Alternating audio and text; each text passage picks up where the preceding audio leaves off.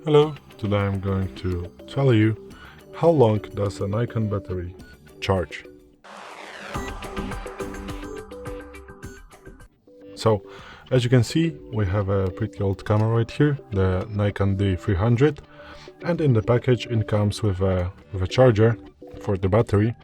We can find the battery right here on the downside of the camera, and this particular battery has about let me check 500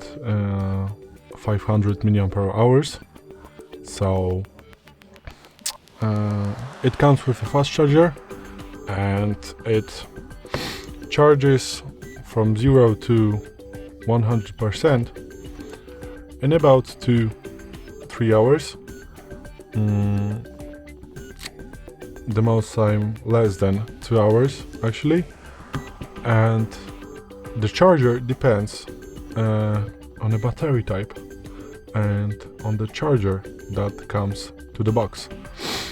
But nowadays usually it's gonna take about 1 hour max to 3 hours of charging the whole battery, and it is going to hold for about half an hour, depends on the battery, on the size of the battery, of shooting. And this is it.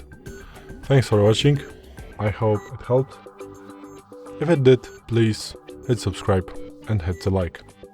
Bye.